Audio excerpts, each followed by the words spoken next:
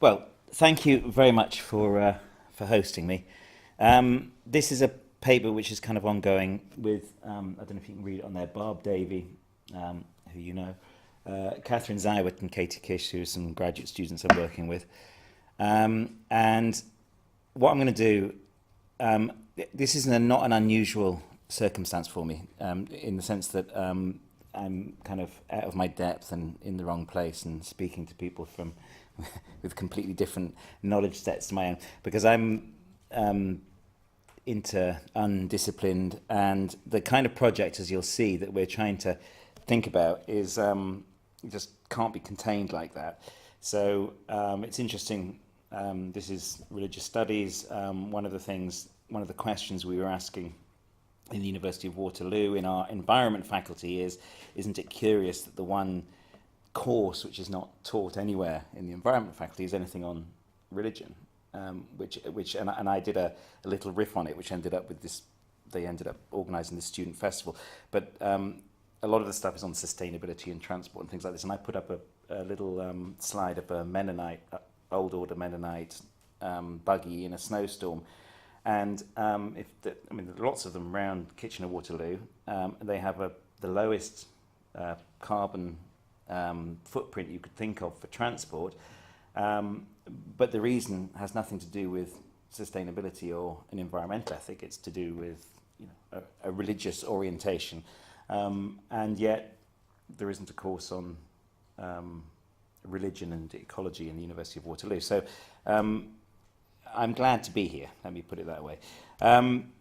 So I'm just going to quickly run through very, very quickly the kind of, in the broadest way, the landscape that we're working, just to give you some idea, because I think some of this will either be incredibly familiar and boring, and some of it might just seem weird, and so we'll see how it goes. And I apologise in advance for the slides, and if Katie Kish is watching this on the video at some point, then I apologise to you as well, because she always says that I make everybody look stupid with my slides. But anyway, let's see. So by a third way, I'm invoking not Tony Blair, but G.K. Chesterton, the distributists, and people in the 19th century who are looking for an alternative to either communism or capitalism, which seem to be the only two ways of being modern that were on offer in the 19th century.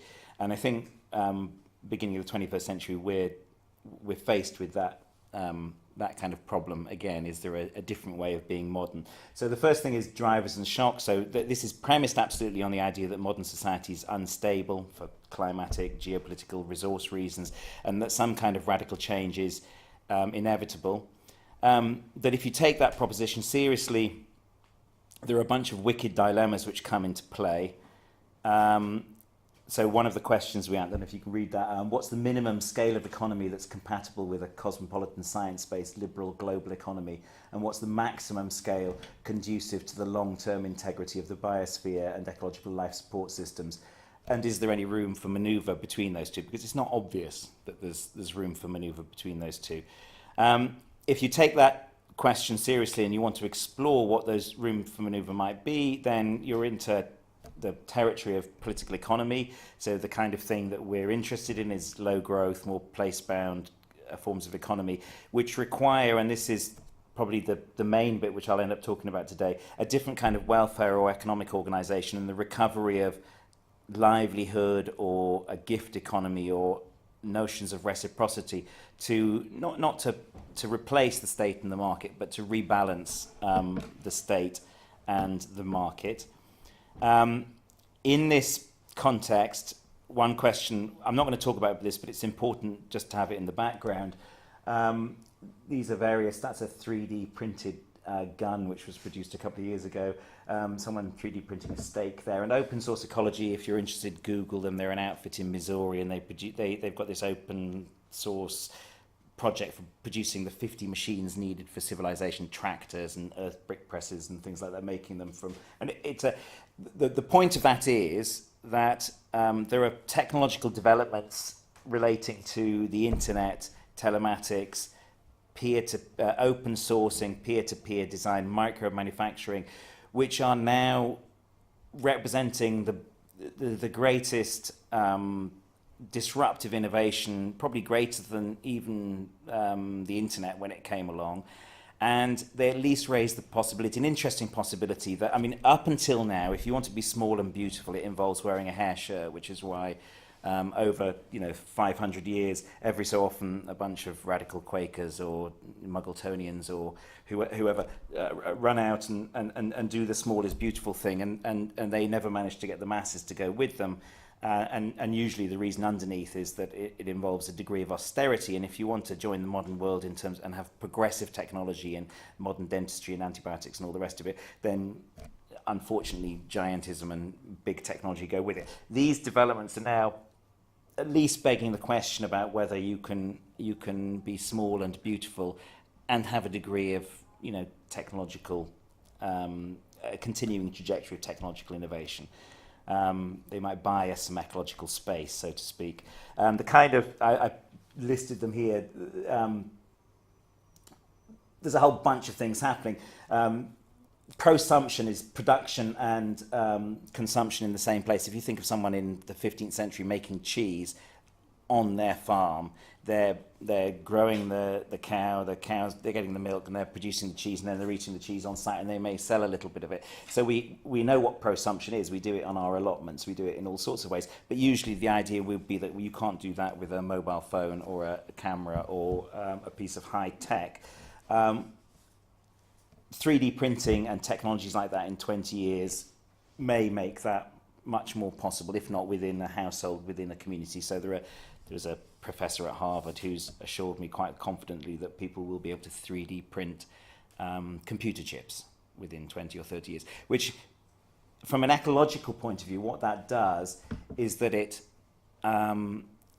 reduces the transformity cost. I'm using a technical term there from H.T. Odum, but essentially the embodied energy and resources which are necessary for a unit of technology in all sorts of ways. I mean, you could get rid of packaging and transport, and there's a whole bunch of things which go with that. So there's some interesting possibilities. One thing which follows from that is that kind of economic possibility involves the informalization of economic activity.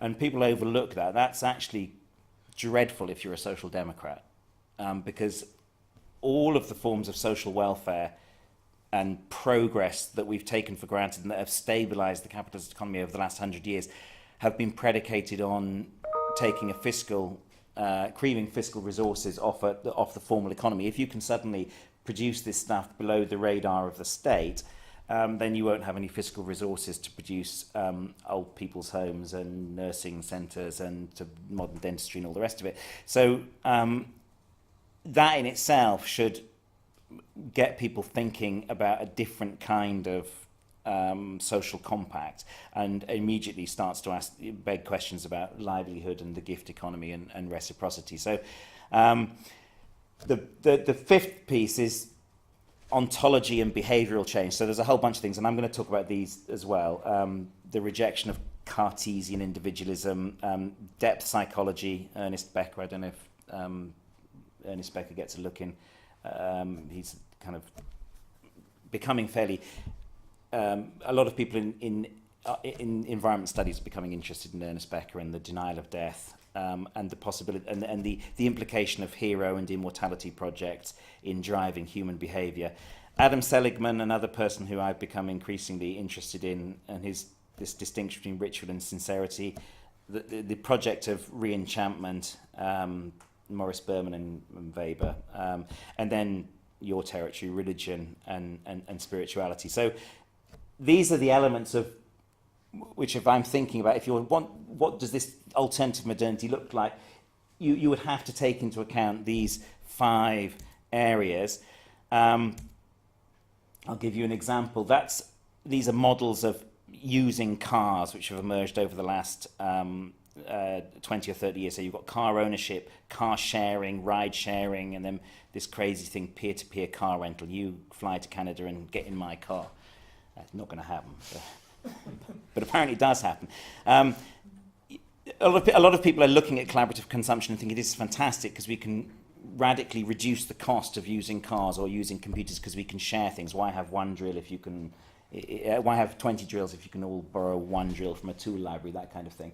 And the kind of thing that we're interested in is that if you start following this through with a systems model, there are all sorts of things that might start happening. You get collaborative consumption, you get the demand for redesigned, long life, repairable, upgradable, recyclable goods. If you're using a laundry rather than having individual washing machines, the individual machines are likely to be built better and will last 20 or 30 years, and you'll not be replacing them every 5 years. But at the same time, they encroach on the formal economy.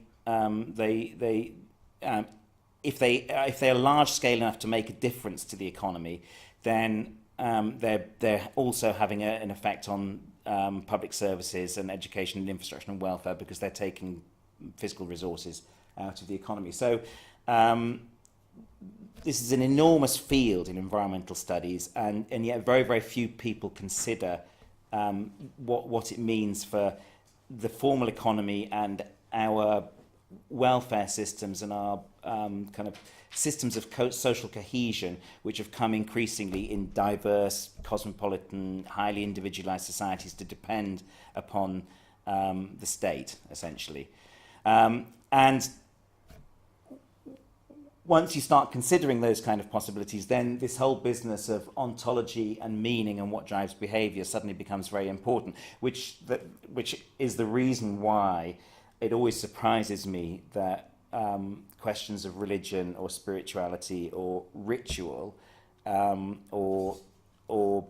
overlapping with sort of depth psychological understandings of motivation have so little traction in terms of environment and discussions about environment and sustainability, because most of the time, if you look in most environment, it'd be interesting to see what they do here, but much of what goes on in environment faculties is to do with education, incentives, knowledge, data, and the underlying assumption of those models is, which is very, very rarely acknowledged, is that there is an instrumental, rational individual who's weighing up data, weighing up information, weighing up economic incentives and acting accordingly, and the job of academics or policymakers or government is to manipulate either the incentives or, if they're liberals, to educate people, and that you will get environmental change. And since we've had so little meaningful change over the last 20 years, that just seems a very problematic assumption. So back to the beginning, the premise of all of this is that there are limits to growth. It's about metabolic scale. That this is it's not my kids' room, it could be, but any form of order involves any form of order is conceived of as a low entropy form of complexity, and it requires a throughput of energy and materials. So the consumer society that we live in is a form of, I'm sorry, this is probably so obvious to you guys, but it's just by way of background. Consumerism, the consumer society, the diversity of products, the diversity of logistical systems, cultural and social diversity, all of that stuff is a vast form of low entropy order, and it's paid for by increasing entropy or disorder elsewhere. And the elsewhere is soil erosion, crashing biodiversity, global warming, pollution, disrupted ecosystems, deforestation. I could add geopolitical disorder and the civil war in Syria, you name it really. And a lot of the responses, the common sense responses to that problem involve the assumption that you can get rid of trivial consumption and reserve where you need to spend your complexity on stuff which is non-trivial. So we can get rid of, that's Lady Gaga, or if you're a parent, then you presumably have, like I do, I'm sure you do, piles of plastic nonsense which the kids bring in, and you wish someone would just tax it out of existence just to save you from that sort of hell of tidying up. And the answer is that you can't do that, because these different forms of order are interdependent and mutually constitutive, and all of that wasteful consumption drives technical change. Lady Gaga is a driver of technical change, and that growth in general provides the fiscal transfers for welfare and health and all the rest of it. So some examples, the iPhone, whatever I've got in my pocket now, an iPhone 7, depends on you throwing away hundreds of millions of iPhones 1 through to 6. If we didn't throw them away, we'd all have the same phone that my dad has and keeps turned off to conserve the battery, which is a 1998 Nokia with a broken screen. So you need to throw that stuff away. Cultural diversity and law. I was just talking to my friend who's a judge in London. We had breakfast this morning, and we were talking about living in a diverse city. There are 300 odd languages in London. So if you take equality under the law to be meaningful, that means that you've got to provide translation services for 300 languages. So whatever else you can say about diversity, it has a metabolic cost, which is significant. It's non-trivial. Other people talk about food waste. There's a constant trope in environment faculties, which is that they have big projects funded by the government and the food industry, which is how can so many tons of food thrown away per capita, how could you reduce, how could you stop this waste? And they usually have a diagram which says if you saved all of this waste, you could feed 20 poor people in wherever for X many weeks or months or whatever. And it always strikes me that that's a wonderfully illuminating about how little we think about the systems of our lives, because that food waste, and I'm speaking about my household, but probably all of your households too, food waste is something that happens when you don't have a woman at home shopping every day and cooking. So food waste is tied up very much with the form of social emancipation through the market, gender emancipation that we've had over the last 30 or 40 years, and to do with supermarkets and innovations like Fresh Chill and pizzas and all the rest of it. So you could go back to a form of cooking or food economy in which you had much less waste, but you'd either have to have a different way of doing time management, so people working less, which might be a very good thing, or a different sort of gender compact, or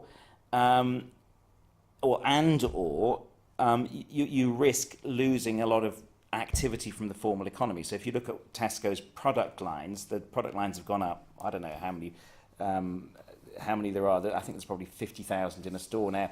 When I was a kid, we went to a store with probably 200 or 300 lines, and all of that activity in these vast warehouses and the logistical activity which goes with it is generating tax transfers which pays for the public sector. So these are non-trivial forms of consumption. The act of throwing away this food is still generating, through transport and packaging and retail, all of this resource which we then spend on public health.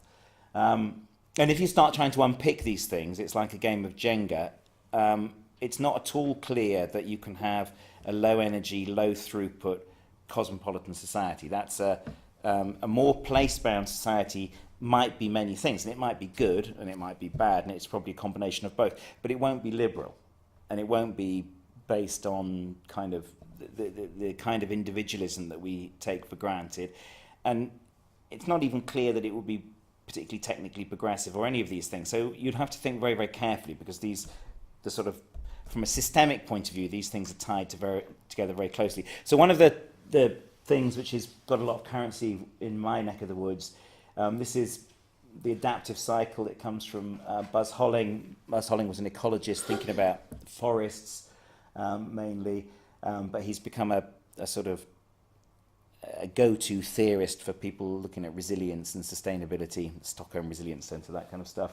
But it's quite indicative that he got it from Schumpeter, who got it from Marx. This is just creative destruction by another name. And what this diagram really refers to is, if you think about a forest ecosystem, you get a natural cycle, that process, that classic kind of ecological succession. You get a kind of conservation phase where the maximum amount of nutrients and energy are locked up. You get a catastrophe, forest fire, which releases a bunch of nutrients and energy and space and potential for light, and then a process of reorganization and exploitation, and the process starts again. And individual, small, lower level adaptive cycles are nested within higher level adaptive cycles. And if you get a particularly big forest fire, perhaps with a drought, the kind of forest that you might get coming back could be very different to the one which you started with. And the idea is essentially that these cycles of creative destruction are going on at all kinds of nested levels within human systems, society, as well as within the natural world and social ecological systems. Within that, this complexity heuristic the idea that complex systems and society, like ecology, is an example of, you know, a complex system. Complex systems can exist in different stable configurations. So we take for granted the one we've got now, but presumably other stable configurations are possible. And if I'm thinking about a different kind of modernity, that would be another stable configuration of this complex system. Change in complex systems isn't incremental. It tends towards sudden, catastrophic, wholesale reconfiguration, although, you know, what catastrophic means depends on the time scale involved. I mean, the process of modernization in early modern England, the enclosure movement, kicking peasants off the land, was fairly catastrophic, but it unfolded over centuries. Stalin managed the same process in 10 years, arguably with a greater cost. So there's a question about time frame. But the shift between one stable state and another tends to be non-linear. The bottom of these valleys, they always use these cup and ball diagrams. The idea is that the bottom of these valleys is a stable configuration. The ball, it wants to be in the bottom of this valley. And some basins are more stable, more resilient, and harder to shift than others. And you would illustrate that by having a deep valley in this kind of conception. So shocks can make a basin shallower and less resilient. If the valley becomes shallower, the system is more easily to kick out of its stable state into something else. And prefigurative innovations excavate alternative basins in waiting. So you can have a society, and some of the people that you're interested in and looking at in Western societies who are experimenting with different kinds of either faith groups or ritual groups or different kinds of spiritualities. One way of thinking about them is that they're creating an alternative basin of attraction, and which embodies a different set of values, a different set of relationships between people, and also between people and the non-natural world. You know, in a world in which Tesco's is dominant, they're marginal, and so one could say that they're pointless. And sometimes I'm sure it feels pointless, because all of us who are involved in social change, you know, it feels fairly pointless. But the idea is that eventually, if you get a moment where things start shifting very, very quickly, then if you have some of those seeds around, just like seeds on a forest floor, most of the time they go nowhere because there's a big canopy above, they can't grow. But if there's a forest fire, then suddenly the space opens up, and it's a race to see which seedling will get up and be able to dominate the next kind of the next system, the next steady state. And so one of the things about prefigurative politics, and in a way you can see in Europe there are different models of societies in waiting, some of them nice, some of them fairly awful. And so the importance of political experimentation and political ideas and religious ideas and social ideas, social experiments, is that they are seeding a landscape which may grow in the future. And if your grounding assumption, as ours is, that that shocks are part of the deal over the next 20 or 30 years, then it's probably very important that your landscape is seeded with interesting ideas, good ideas, and perhaps more humane ideas. Anyway, so consumer capitalism is an unbelievably resilient system. I put the Great Rock and Roll Swindle up there because I remember when I was a kid in York, there was a punk shop, and we used to go and get dealt illegal substances by these punks who looked very old to us. They were about 17 or 18, and they were screen printing T-shirts, and it was a very DIY kind of ethic. It took only about 3 or 4 months before Richard Branson was selling us T-shirts with zips already put into them and rips already pre-ripped. So pretty well anything that you think is countercultural, Richard Branson will be selling it to you within a few months. And that's why capitalism has proved so resilient. And a lot of that counterculture is tied up with that logic of individualization, for reasons which I think are fairly obvious. Nevertheless, it's not impervious. Shocks and contradictions do undermine the resilience. And I think over the next century, what we're going to see are systemic energy shortages, resource constraints, climate, population war, technological shocks, ecological collapse, food system collapse. These things are all there building up, and there's no reason to expect this global consumer capitalist society to be for the resilience that it's shown over the last 50 years to persist over the next 150 years. At some point, it seems to me likely that there will be some, the reset button will be pressed in some way. And one of the dangers I see is that people have forgotten just how unstable the first 50 years of the 20th century were.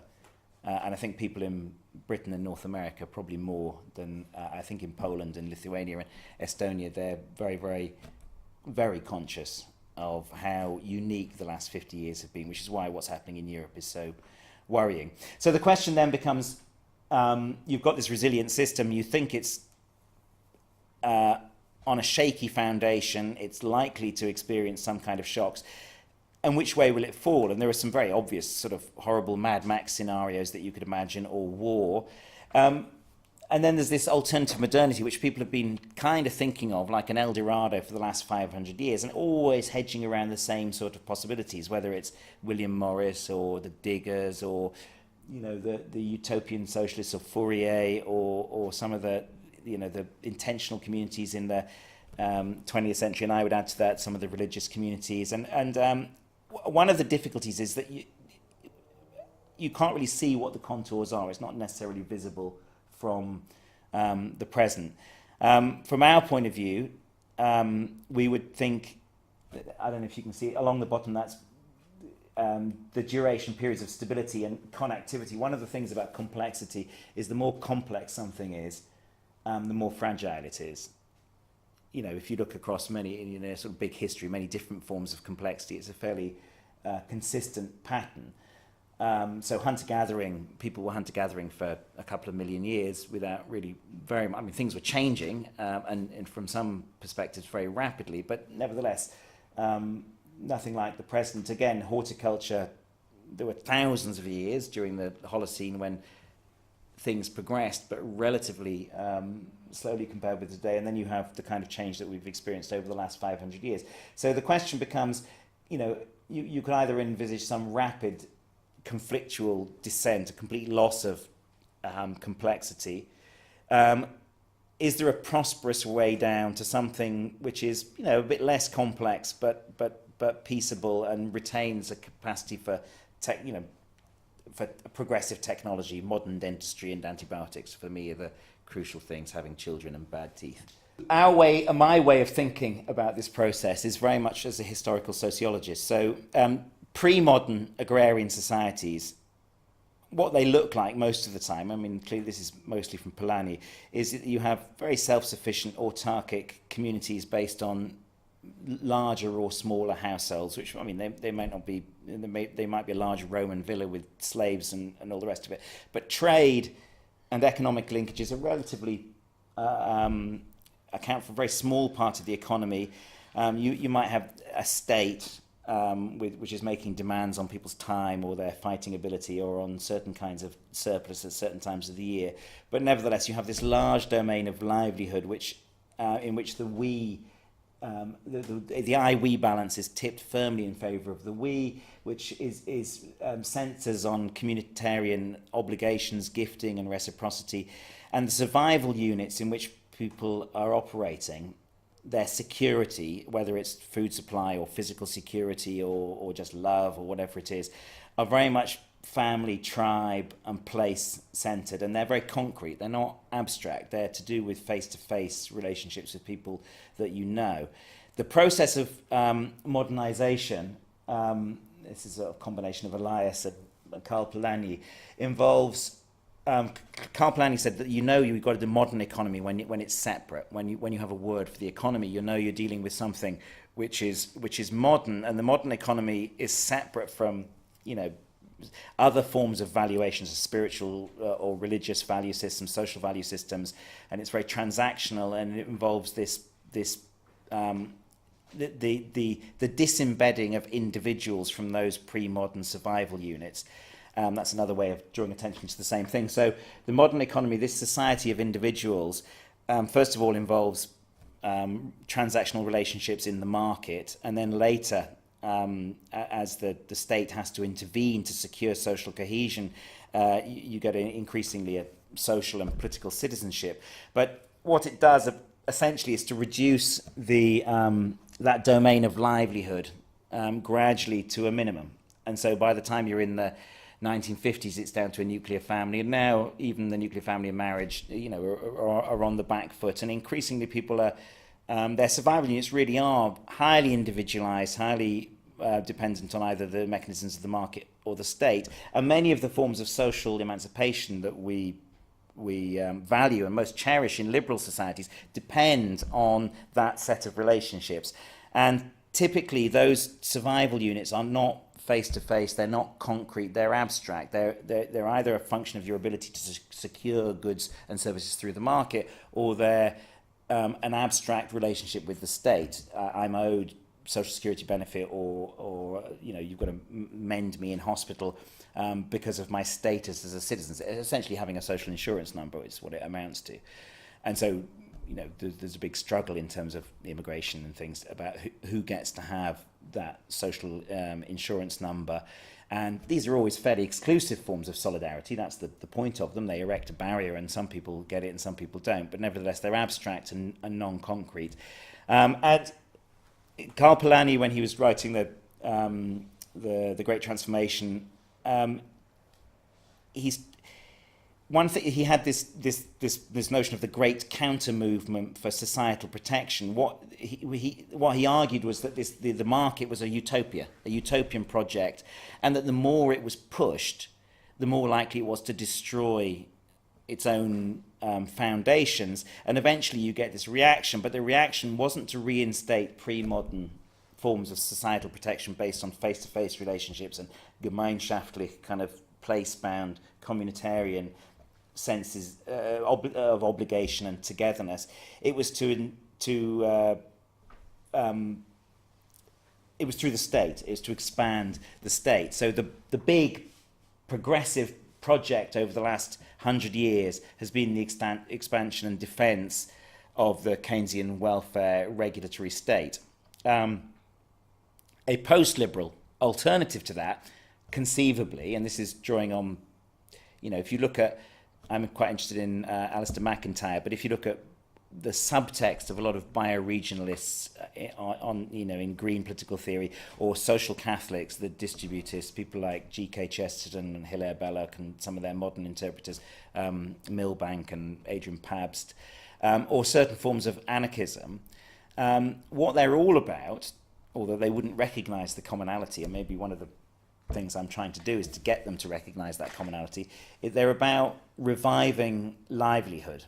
They're about reviving non-state forms of reciprocity and gift economy, and kind of making what's become a two-legged stool back into a three-legged stool. So I've kind of tried to identify what that would look like. I'm not going to go into the details of that, but one thing this does involve is the substantial informalization of the economy, which is why those technological possibilities become quite important, because that kind of peer economy of open sourced micro manufacturing means that you can start to conceive of a revived livelihood economy and forms of survival units which are not dependent on either, or not solely dependent on the market or the state. But as I mentioned right at the beginning, this is a really, really problematic and dangerous possibility, as well as being a potentially liberating one, precisely because it really does potentially undercut the state and the formal economy. So this is Alistair McIntyre. I just pulled out a bunch of, I don't know if you, I've only just discovered McIntyre, so I'm a bit of a, I've become a bit of a proselytizer. But there's just a couple of quotes from a number of books. And he starts out a Marxist, and then kind of goes through Aristotle and becomes then Thomas Aquinas, and becomes he's a Catholic, and maybe that experience with Marxists and Marxism, maybe that's why it's an interesting conversation. But what he's really talking about is a reviving some kind of Benedictine monastic tradition of production and living, and it's really a very radical vision of what, and I think he would, I mean, I talk about an alternative modernity, I think he's not really a modern at all. This is a non-modern economy, or a postmodern, or it's a post-liberal kind of society. However, so you could ask some questions about this. How does this politics of livelihood reorder taken for granted political and ideological affiliations and movements? What does this three-dimensional environmental politics looks like? In what ways is it marginal? Because I think it clearly is marginal at the moment. But under what conditions might such a politics become an attractor for a different kind of modernity? So that idea of prefiguration, or excavating a sensibility, some sort of technological possibilities, and also some value systems and some practices which contain in a fractal way an image of a different kind of future. One of the things seems to me to be important, if you were going in that direction, is getting a conversation between people who at the moment you can't imagine them having a conversation, and yet the parallels are very striking. So this is a book about breaking bread and food and being a Catholic, the Catholic tradition. And this is exactly the same thing from a kind of Celtic pagan situation. The slide on the right, Occupy Wall Street and Tea Party, someone's asked a question which I wish people had been asking all the way through the Trump election, which is not, look at all of those racists over there voting for Trump, but isn't this interesting that you have a bunch of people who clearly share some of the same beef, but they're not the people on the Tea Party who are anti the state, and people on the left who are anti corporations, and they're ignoring the way in which the state and corporations working together, but they're also ignoring ways in which there's a sort of an agenda, a political economy agenda of place and community, which actually straddles both of those kind of positions. Now, this is a terrible diagram. Katie Kish, if she's watching now, will be cursing that I even bothered showing it to you. But it's terrible, I think, because it expresses a real complexity out there. If you're people often say that someone like Marine Le Pen is on the same side as UKIP. They're very different projects. UKIP is a neoliberal, market-driven, capitalist project. Le Pen is advancing a nativist, anti-globalization, protectionist kind of thing. So there's something very strange going on, that the left, because it's been defending diversity and sort of liberal diversity politics and a vision of cosmopolitanism, people like Hillary Clinton have been most in the vanguard of promoting globalization, and the right, which shouldn't surprise you if you know your history of Nazism and fascism, have become the de facto defenders of certain forms of exclusive solidarity around the welfare state. So there's clearly a breakup in the spectrum, the left-right spectrum, that through which we've made sense of politics over the last 150 years. And there's some very interesting possibilities in the middle. And there are conversations that you could have, but not if you get sidetracked by issues which are deeply important, but also trivial. I mean that in a very particular way, but pro-life or pro-choice, or the diversity, identity politics. There are conversations which get hijacked by those, not hijacked, but they're difficult conversations to have. There are social Catholics in the Ontario countryside who could easily have a conversation with urban Greens about food and farming and what makes a good kind of economy and what makes certain forms of togetherness and reciprocity. But a conversation which would never have if you started with the issue of abortion, which is going to be absolutely, it's not something about which you're ever going to get any kind of agreement. So although looking for this alternative modernity requires you to have these kind of conversations, the potential constituencies are occupying incredibly different bits of the existing political landscape. And so it's an incredibly difficult conversation to bring together. I put this together because I was having a conversation with someone in Ontario who was broadly in favour of Trump, and I said, why are you in favour of Trump? And his reasons for being in favour of Trump were that he was hostile to liberals in the city. And I said, but he wanted he wanted food politics he wanted the state to get off people's backs. But what he really wanted was for someone who's producing a bit of cheese or a bit of cider in the countryside not to have to deal with the state. He wasn't really concerned with big corporations.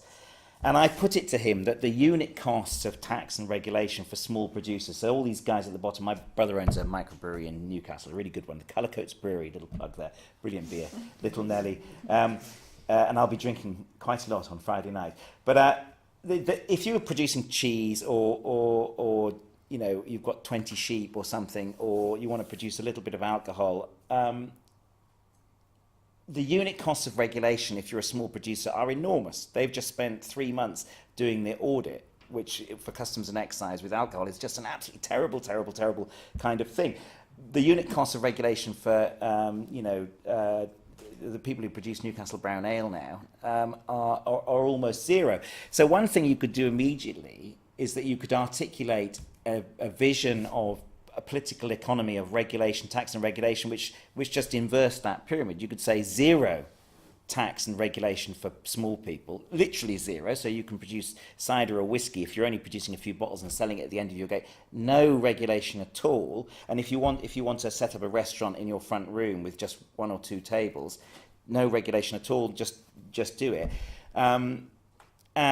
But much heavier regulation for the Nestlés and the Unilevers and the people at the top. And the rationale for this would be about or self-sufficient, autarkic kind of forms of economy which are very local and place-bound and bio-regional. But of course, if you do that, I would support going in that direction, but it's not a growth agenda, because a lot of that economic activity will be invisible. And so you're immediately in a situation where you're having to deal head-on with coming up with different ways of looking after old people or looking after schools. If you're not going to have the budget to keep your hospital going, there are things that you could do. You could say to a hospital, about a hospital or to a school, why are we hiring cleaning services for schools? We've got 200 kids in the schools. Why don't they clean their own schools? They do that in Japan. That would have cut the budget by 10% or something. You could apply that right the way across the public sector, but you'd have to see it not as a cut, because the left would see that as a series of cuts. You'd have to see it as part of an agenda for spiritual togetherness and communal projects and kind of reciprocity in the gift economy, and tying people together in ways which are concrete and not abstract and to do with places and communities. And if you were moving in that direction, it's a dangerous one, because one of the things about the liberal welfare state is the equality of outcome. So the biggest sin that in the moment with the NHS is the postcode lottery. And that kind of equality of outcome is one which is produced by the state. And the state is what, in a low growth economy, from a green point of view, that capacity of the state to equalise would disappear. So some people would have incredibly warm and nurturing and caring experiences of their local community. Others wouldn't, because that's the way, so it's quite a tough proposition. But if you're in a worldview, which I am, and you may not be, but if you're front loading limits to growth, and you're kind of convinced that the kind of growth that we've taken for granted over the last 50 years is coming to an end, then that's the kind of world you're probably moving into. So you better find good ways of doing it rather than very quick and hasty and bad ways of doing it at the last moment. So I started thinking about this, and I just, this is off the top of my head, what would this look like? Where we live in Ontario, there's an incredible overhead for keeping roads going. Right? I try and explain to my kids what it would be like 100 years ago before they had either snow plows or graders for the mud. They're all mud roads. And so there's incredible cost of the state just to keep the basics of transport going. You need a 4-wheel drive to get around in the winter. And there are 5 or 6 bridges, little bridges over little creeks near us. We're in open farmland. 3 of them are out, and the state's not going to put them back. And the last 2... Now, you could say, well, why don't you just if all the farmers were responsible for doing it, and you got rid of the liability, because that's one problem, you allow people to do it without, so if you want to go across this bridge, you're taking your life into your hands, and you can't get any compensation if the bridge breaks. But there would be a real benefit of getting all the local people to do it, because one thing which would happen was that if I had to spend 2 days a year helping to keep these bridges in order, I would know all my neighbours. I don't know any of them at the moment. I don't know any of the farmers. So you could apply this in all sorts of ways. You could bring back national service, which at the state level. You could have a local version of national service. You could say, instead of saying I pay my taxes, therefore I get access to a hospital, you could have a welfare state in which a lot of the costs of hospital maintenance were borne by all of us, but in time, that we have to, that's a gift economy applied. So there are plenty of things that you can do, but you can see immediately you start itemising these, just what if you look at the kind of things Jeremy Corbyn's saying now in the Labour Party, he's saying a lot of things, but they're all things which require growth and lots of fiscal resources to come flooding in so that he can pay nurses and cleaners, and it's a different kind of project. So I just want to end with a few. So that was my question. How do you get Catholics to talk to pagans, and Occupy to talk to Tea Party activists, or rural farmers to talk to urban social justice activists? And it's not just about shared interests. It's not the concrete interests that they might have. It's a lot of it is to do with the shared culture and perceptions and language and trigger issues. I think you can see this with the Brexit thing, that the hostility between metropolitan London and then parts of the country which up north, and the sort of mutual. There's almost nothing. I mean, there are clearly enormous problems for having these kind of conversations, and so the kind of resources that I was kind of thinking about that might help you start to have that conversation and move in this direction. I've got 4. One was Ernest Becker, The Denial of Death. I don't know if you know that book, Psychoanalysis. It's a sort of theory of human behaviour, a psychoanalytic theory of human behaviour, immensely compelling in my to my mind. And one thing about that is that the possibility of developing very consciously non-rational drivers of behaviour. Liberals and Greens and people on the left are very chary about non-rational drivers. They want to base politics on the idea of instrumental, rational people who are in control of themselves, because that's the best chance that if they're in control of themselves, they'll act reasonably and do nice things.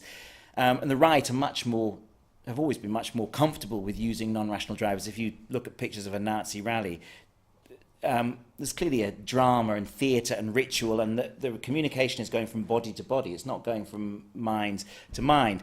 So it's dangerous territory, but nevertheless, I think there are good reasons for thinking about the possibility for constructing what Becker would call hero immortality projects, green hero immortality projects. And I could say something about that if you're interested. Ritual, Adam Seligman does this incredible work. I think he's in Columbia or New York or somewhere, and he's got this distinction between ritual and sincere modes of action, and the idea that modernity has seen a real shift towards sincerity as a mode of human action, and it's associated with Protestantism, and the idea that a sincere action is one which really expresses the intrinsic truth of yourself, and a self which is relatively coherent and unchanging.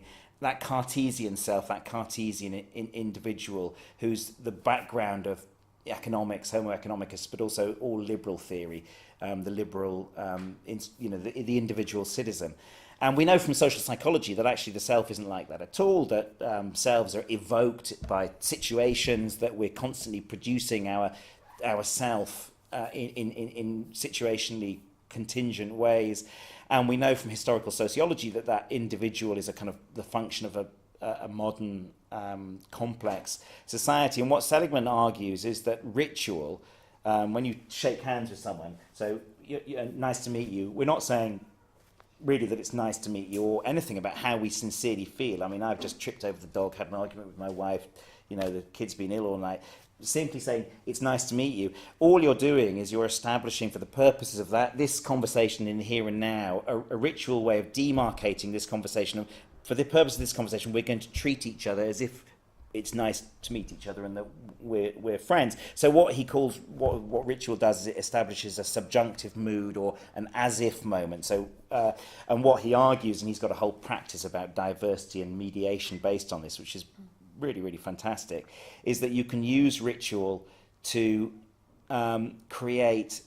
I grew up in the reason I'm fascinated with this is I grew up in a Quaker household which was dominated by this notion of sincerity, you know, your word is your bond, George Fox, all that kind of stuff, and a deep, I didn't realise, just a deep subconscious suspicion of papist, you know, ritual and stuff. And what I've discovered, and so when I read Seligman, it hit me like a train. It was, oh my gosh, that's really, really quite interesting, because what ritual allows you to do is to hold a few balls in the air without feeling the need for resolution, and to see how far you can go in kind of establishing some common ground. So if you want those pagans and those Catholics and those kind of Marxists to actually have a conversation which is productive, you're much better off doing it in a kind of starting with some kind of ritualized basis for action than some assumption about sincerity, because if it's about sincerity, then they're going to be hammer and tongs, because, you know, if they're sincere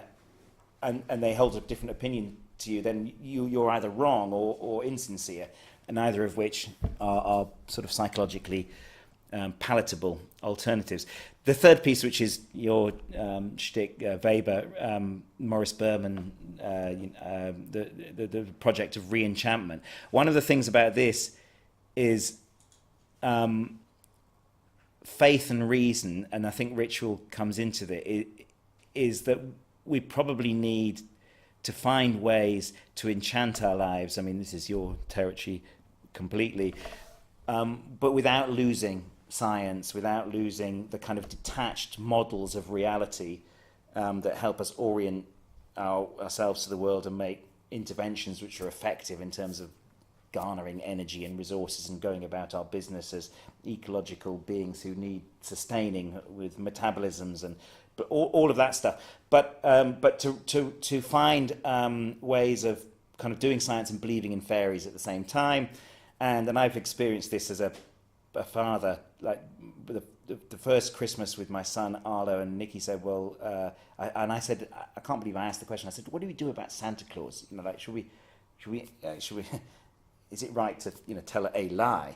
And now I've got 4 kids and two girls as well, and we invoke fairies all the time, and without feeling it compromised. So there's I call it a cultivated cognitive dissonance. And I think one of my problems with the university in which I work, or the university environments within which I work, is that Greens and people on the left are very uncomfortable with cultivated cognitive dissonance. And one of the things that you people, I think, are good at and have some expertise in is how you can make that work. And I think the challenge is to bring that cultivated, you know, using things like ritual, cultivated cognitive dissonance to bear, because behavior is much more driven by ontological frameworks and meaning frameworks than it is by incentives, data and knowledge. So no amount of data about climate change is going to get people out of their cars.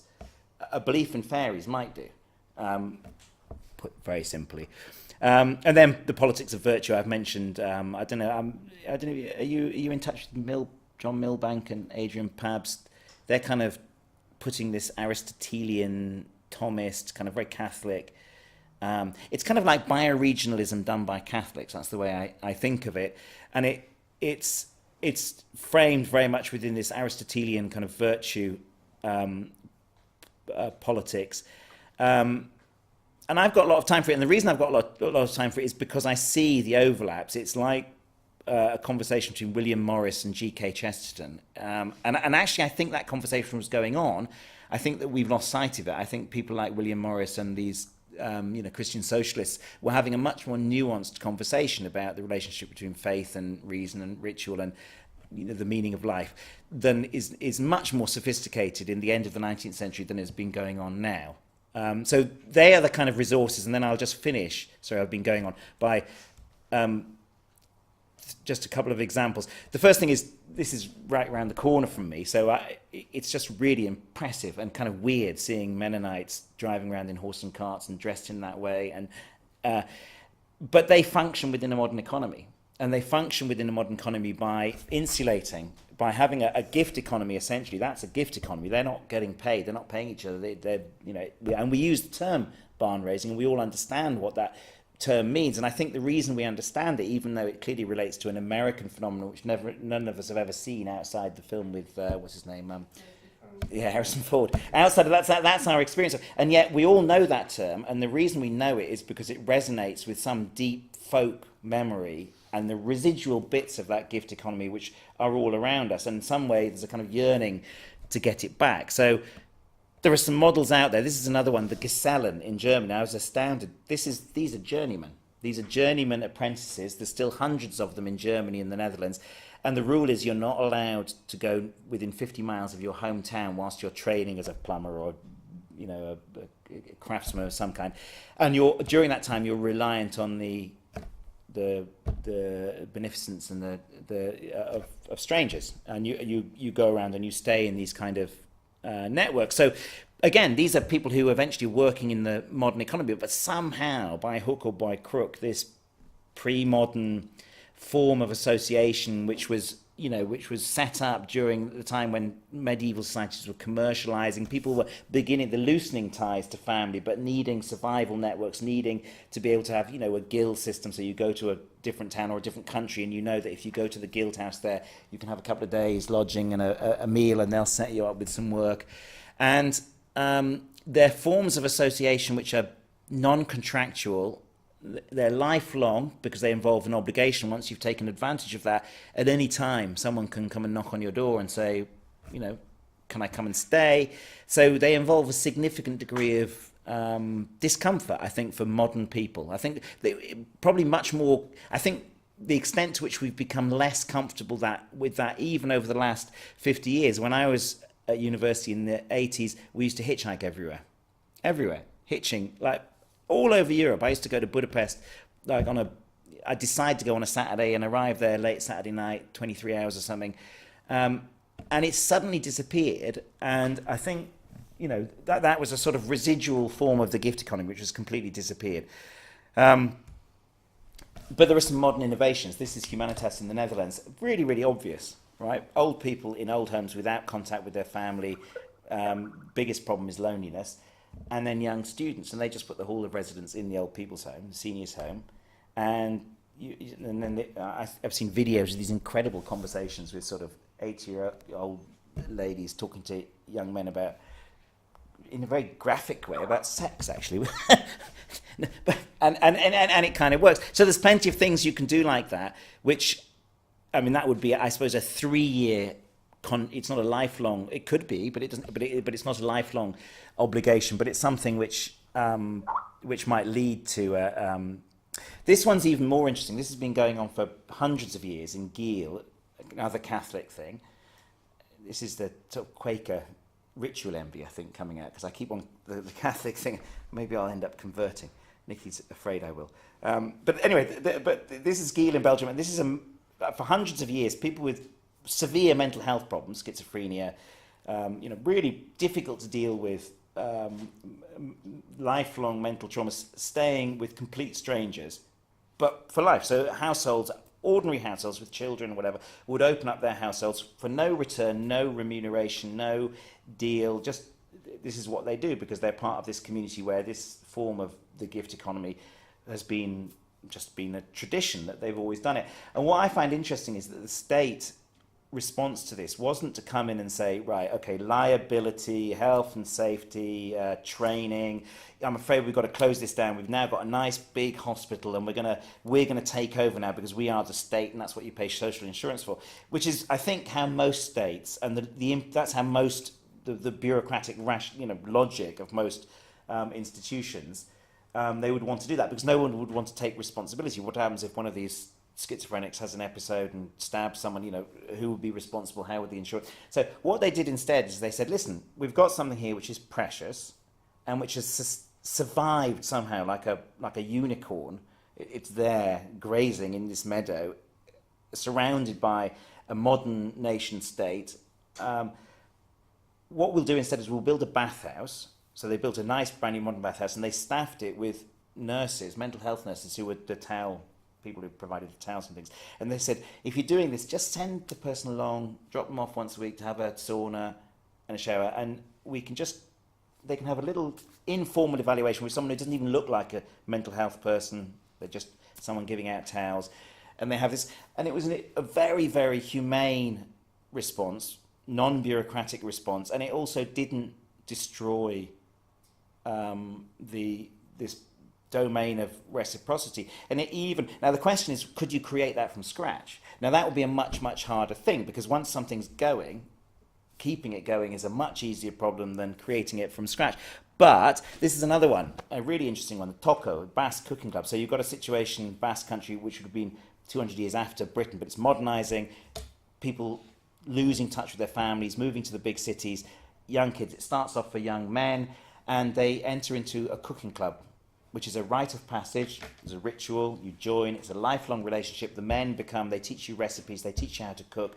You can cook for your wives and girlfriends and family and children and grandparents, but they can't cook for you. So it's a men's thing about cooking, although now there are women's ones as well, because they've, that's all changed. But so this was a sort of like a friendly society. It was a response to the kind of vagaries of modernity, and it's sustained now, and it's become this whole different thing. And yet it's a lifelong association, a lifelong relationship of mentorship, and it's one which, once you've been mentored, you have an obligation then to bring on the next generation. And there are hundreds and thousands of these cooking clubs, and it's nothing to do with the state, but it's nothing to do with the market. And yet it's an enormous source of solace and emergency help and passing on knowledge, not just about cooking, but about life, and of integration. So if you think of the problems we have of integrating people, diverse societies, mass migration, and all the rest of it, these are creative sort of ways which people have done it in the past, which didn't rely on the state, which and have this kind of quasi-spiritual aspect to them. So, and this is the last one. Sorry, I've been going on far too long. So my kids play a lot of trad music, right? And I noticed that the way in which they do it all by ear, and one of the things which trad music, you learn all by ear, and you learn, it's an intergenerational thing, and you have a limited repertoire of tunes. That's why it works. So once you've learned 50 Irish jigs, the next 150 are easy, because you can learn them, and my kids can learn them so quickly now. They've completely outstripped my capacities. And you're basically engaged. You're absorbing a culture, and you need very few teachers, because once you've learned the tunes, you can learn them on a whistle, and then you transfer to a fiddle and onto a violin. There's very little formal teaching that you need. They do get a lot of teaching, but they don't need it for this stuff. And schools habitually, when they teach music, they tend to ask a different kind of question. They say, how do we produce musicians, individual musicians? And so particularly a school, if you go to a school around here, they will have a certain amount of money, and they'll have be able to afford some instruments and some lessons, and they won't have any kind of necessarily so if you train 1,000 musicians, one of them will play for an international orchestra, one of them will play for the regional orchestra, and the other 990 will have grade 5 on the oboe or the double bass or some instrument that you can't really use with other people. And occasionally, and this was my experience at school and a lot of my friends, so occasionally the instrument will come out, but it tends to get, it's not very useful. Now, you could say, instead, you can ask the question, how do you produce a musical culture? And what would it take for these three schools to have a musical culture which they all shared, and which was, and you could say, well, let's take an idiom. It doesn't have to be trad music. It could be bluegrass, or it could be ballroom dancing. But let's take 100 tunes, a set of dance steps, and let's just make it absolutely obligatory that every single kid coming through this school and all of their parents know how to do this. So that when they get together, we went to a square dance up in Quebec, and it was incredible. There were all these young people in their 20s who knew how to square dance. And the difference between young people in their 20s knowing how to square dance and the kind of aging Quakers where I used to do English country dancing. Not that there's anything wrong with aging Quakers, but these young people doing it, and doing it because they just absolutely knew all of the steps. It was an incredible experience. But in order to do that, you have to do something coercive, which is that you have to say everybody's doing the same thing.